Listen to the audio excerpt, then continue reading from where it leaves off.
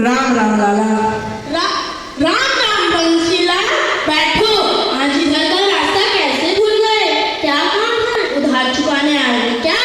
नहीं लाला, मेरा बेटा जब वापस लौटेगा तब तेरा सारा उधार चुका देगा। अभी तो मेरी ये चिट्ठी पढ़ दे और थोड़ा सामान दे दे। हाँ, पढ़ दूंगा। पहले मेरे दुकान के बाहर जो बस्ते पड़े हैं उन्हें जरा अंदर रख दे। जरा जोर से बटन दबाओ। तुम किसी काम के नहीं हो। अब बताओ, खेतों में कटाई का काम अभी कैसा चल रहा है? चौधरी साहब, देखो तो कौन आवाज लगा रहा है? बंसीलाल है मालिक। कौन बंसीलाल? वही जिसका बेटा पिछले महीने फौज में भर्ती हुआ था और आपने उसे खेतों की कटाई का काम करने को कहा था, पर उसने मना कर दिया यह कहकर कि उसकी तबीयत अभी ठीक नहीं है। अच्छा, अब बुलाओ उसे। अब मुझे चकाता हूँ मुझे मना करने का। राम राम मालिक। राम राम बंसीलाल, क्या हाल है? सब आपकी कृपा है मालिक। सुना है मेरा बेटा फौज में भर्ती हो गया है? सब ऊपर वाले की कृपा है मालिक। ओह, तभी तुमने हमारे खेतों में काम करना बंद कर दिया और हमारे बुलाने पर भी तुम नहीं आए। किस बात की चाबी चढ़ेगी तुम्हें? नहीं मालिक, मेरी क्या औकात जो मैं आपको मना कर सकूं। दरअसल मैं बीमार था मालिक। दिखने में तो स्वस्थ नजर आ रहे हो। हमको क्या बेवकूफ समझ रखा है? अब बताओ, यहाँ क्यों आए हो? यहाँ तुम्हारा क्या काम है? मालिक, मेरी बेटे की चिट्ठी आ गया है। यदि आप इसे पढ़ दे तो आपकी बड़ी कृपा होगी मालिक। आप मेरे लिए भगवान समान हैं। मालिक, यही सही मौका है खेतों की कटाई के काम करने का। ठीक है, पढ़ दूंगा, पर पहले तुम्हें हमारे खेतों की कटाई का काम करना होगा। अरे ओ रघु की बापू, कब तक सोते रहोगे? सूर्य नारायण सर पर आ चुके हैं। अरे अब तो उठ जाओ। भगवान सोने दो।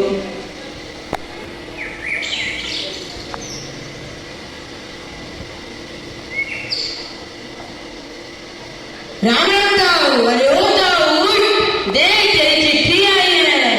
क्या डाकिया बाबू, चिट्ठी? हाँ, चिट्ठी। अरे मजाक क्यों करते हो? मुझ अनपढ़ गवार को भला कौन ही चिट्ठी लिखेगा? अरे यह सब मुझे नहीं पता। अपनी चिट्ठी ले और मुझे मेरी दिवाली की बख्शीश दे। देता हूँ बेटा, देता हूँ। तुम नाराज क्यों होते हो? अब तो मेरी चिट्ठी पढ़ दे। यहाँ क्या सिर्फ 5 रुपए ली? यहाँ तो मेरी बख्शीश हुई। अब चिट्ठी पढ़ने के लिए और 5 रुपए ली दो। वो तो नहीं है बेटा मेरे पास। यदि तुम मेरी यह चिट्ठी पढ़ दो तो मुझ पर तुम्हारा यह बहुत ही बड़ा एहसान होगा बेटा। अगर मैंने ये चिट्ठी पढ़ दी तो पूरा गांव मुझसे मुफ्त में ही चिट्ठी पढ़वाएगा। अच्छा बेटा, कम से कम यह तो बता दे कि यह चिट्ठी कहाँ से आई है? सेना मुख्यालय जम्मू कश्मीर। क्यों जाओ, तेरा बेटा सेना में है ना? हाँ, वो पिछले महीने ही कश्मीर गया था। यहाँ उसी का पत्र है।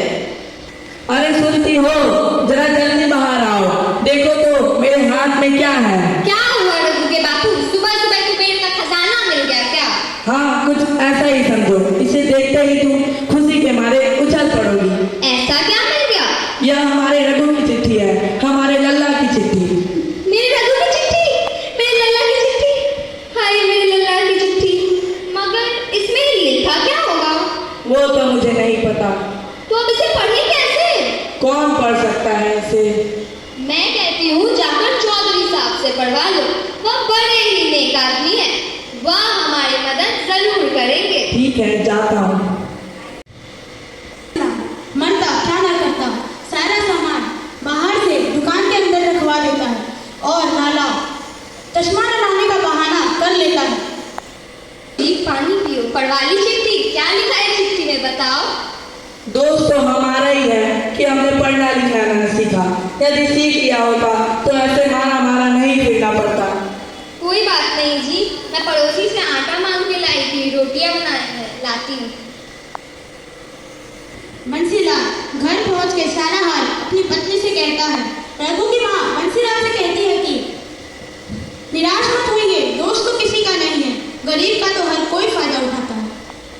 अरे वो रघु की बापू, उठ जाइए और ये लीजिए चाय पीजिए। चाय पीकर जल्दी से जाकर चिट्ठी पढ़वा के लाइए। चौधरी साहब ने कहा था ना, वह आज हमारी चिट्ठी पढ़ेंगे। जाता हूँ भाग्यवान, जाता हूँ। और सुनिए, आज देरी नहीं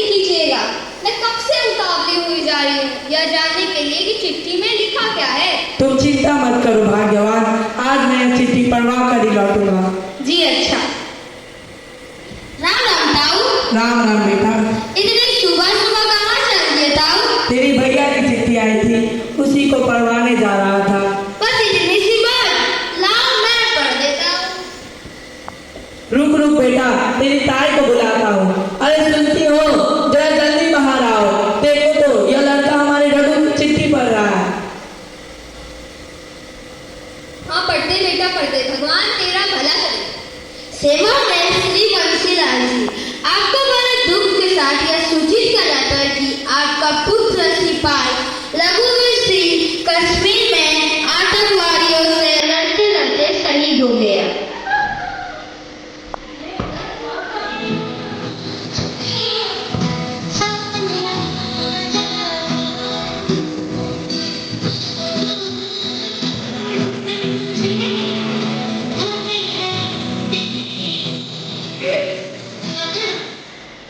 हे भगवान, यह तूने क्या किया? हमारे रहते हुए ही हमारे बेटे को उठा लिया। नहीं नहीं, मेरा बेटा मरा नहीं है, वह देश के लिए शहीद हुआ है।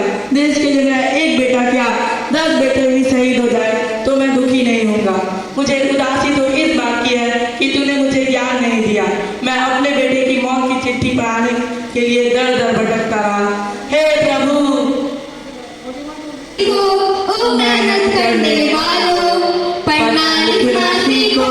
ओ मेहनत करने वालों, करों को पहचानो और उसे पढ़ना सीखो। आ ई ओ को हथियार बना कर लड़ना सीखो। पढ़ना लिखना सीखो, ओ मेहनत करने वालों। पढ़ना लिखना सीखो, ओ मेहनत करने वालों। पढ़ना लिखना सीखो, ओ मेहनत करने वालों। धन्यवाद। आदरणीय अतिथिगण, शिक्षिकागण तथा मेरे प्रिय मित्रों, मैं गरिमा दुबे कक्षा 70 अ की छात्रा आप सभी का हार्दिक अभिनंदन करती हूँ। पिता का हमारे जीवन में बहुत ही महत्वपूर्ण स्थान होता है। पिता हमारे जीवन की हर समस्या का समाधान होता है। वह अपने बच्चों की हर ख्वाहिश को पूरा करने की चेष्टा करता है। इसी भाव को दर्शाते हुए प्रस्तुत एक लघु नाटक जिसका नाम पिता का महत्व है। कहाँ जा रहे हो? बेटा, काम का प्रेशर ज्यादा है ना, इसलिए संडे को भी काम करने जाना पड़ेगा। क्या यार पापा, आप भी फालतू सी जॉब में लगे हुए हो। पता है मेरे सारे दोस्तों के पास लेटेस्ट फोन है, स्टाइलिश कपड़े, स्टाइलिश शूज है, क्लास ऑफ लिविंग है। उनके पापा तो एसी कार के नीचे कदम भी नहीं रखते हैं। आप भी कुछ ऐसा बड़ा सोचो ना पापा, आप भी कुछ ऐसा करो ना जैसा मेरे फ्रेंड्स के पापा करते हैं। नहीं तो सिर्फ जरूरतें ही पूरी हो पाएंगी, ख्वाहिशें नहीं। देख बेटा, जितनी मेरी औकात है उतना मैं तुझे पढ़ा लिखा कर बड़ा करता हूँ, मेहनत करके घर चलाता हूँ, तेरी जरूरतें पूरी करता हूँ। और जब जरूरतें पूरी होती हैं तभी तो आदमी ख्वाहिशों की बात करता है। बेटा, ये ले 10,000 रुपए, कल अकाउंट में जमा करा देना। इस हफ्ते लोन की किस्त कटनी है। और हाँ, पिछली बार की तरह फिजूल खर्च मत करना। खाना अंदर रखा है, खा लेना। हट, वही दाल रोटी।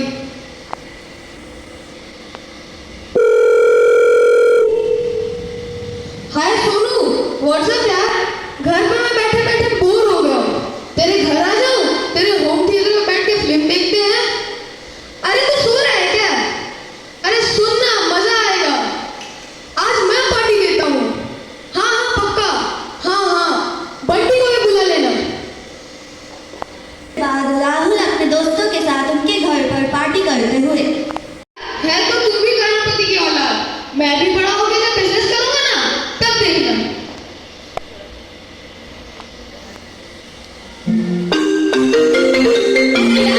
फोन आ रहा है, ये वॉल्यूम कर। हेलो पापा, क्या है यार, डिस्टर्ब क्यों कर रहे हो? मेरे 10th के बोर्ड चल रहे हैं, मैं अपने फ्रेंड्स के घर पढ़ने आया था। बोलो क्या काम था? बेटा, तूने खाना खा लिया? भूख लगी तो खा लूंगा ना, भूखा थोड़ी ना रहूंगा।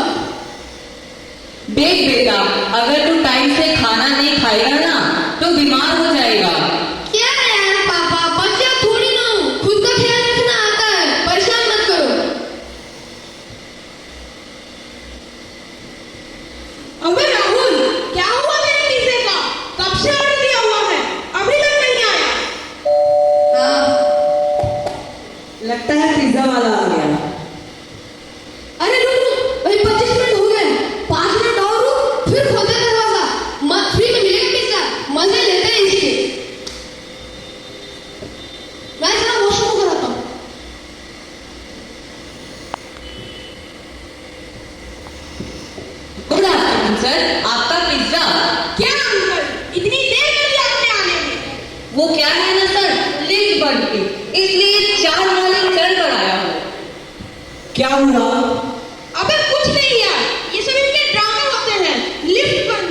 सीधा सीधा क्यों नहीं कहते कि लेट हो गया है?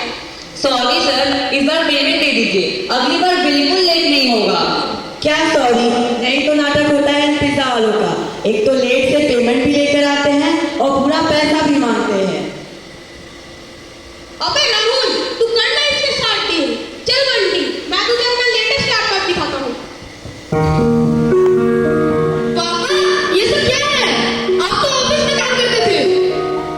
हाँ सर, वो क्या है ना, मेरा एक बेटा है राहुल, मुझे उसे बहुत बड़े कॉलेज में पढ़ाना है, उसी के लिए लोन लिया था, उसी लोन को चुकाने के लिए मैं ये काम भी कर रहा हूँ। सर प्लीज पिज्जा ले लीजिए और पेमेंट दे दीजिए, मुझे 2 जगह और डिलीवरी करने जाना है। अगर वहाँ देरी से पहुँचा तो मुझे समझने के लिए मेरा बेटा नहीं होगा ना। 10,000 रुपए इस हफ्ते लोन की किस्त कटनी है। Thank you sir. उस गरीब को टिप भी दे देना। आई एम सॉरी पापा, आपको मेरे कारण ये सब करना पड़ा और आपको मेरे कारण बेइज्जत भी होना पड़ा। आई एम सॉरी पापा।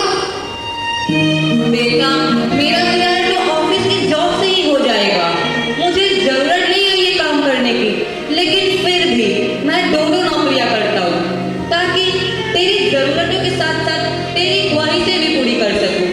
लेकिन मैंने नहीं सोचा था कि तू मुझे धोखा देगा।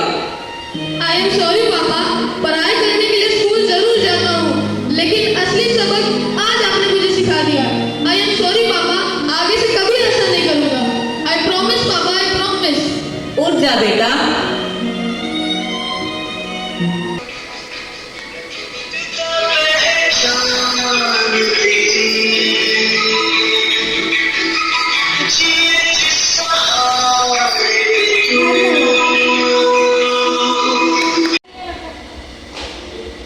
सम्मानीय शिक्षक वृंद, प्यारे बच्चों, 2 ही टीम थी। मालूम है कि एक फर्स्ट होगा एक सेकंड होगा। जो सेकंड है एक चिट्ठी वाली टीम सेकंड है, जो फर्स्ट वाली है पिता का मान।